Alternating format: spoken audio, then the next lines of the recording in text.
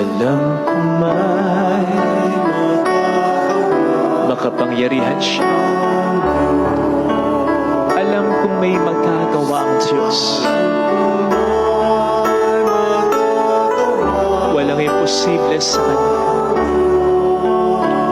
Kung ako'y magtatapat, sa Kanya'y maglilingkod, alam kong may magagawa ang Diyos. Hindi ako magdududa. Alam kong di rin ng Diyos ang samuklo, sapagkat mahal niya ako. Alam niya ang pinagdaraanan. Alam kong di rin ng Diyos ang samuklo, sapagkat alam niyang pagod na rin ako.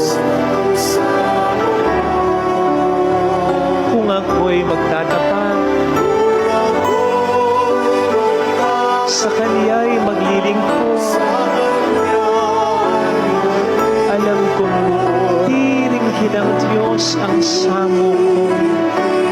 Pikit natin ang ating mga mata. Panginoon, tulungan mo ko na mapatid ko ang uhaw mo.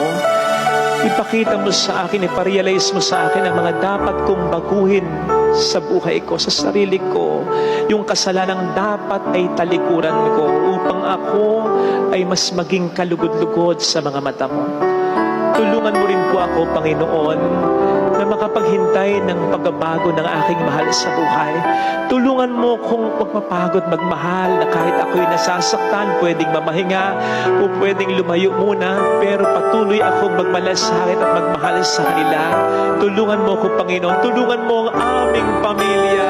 Mayroong magandang mangyayari sa buhay mo, sa pamilya. Kung lalapit ka kay Jesus, maaring matagal, maaring mahirap, pero magiging maayos din ang lahat.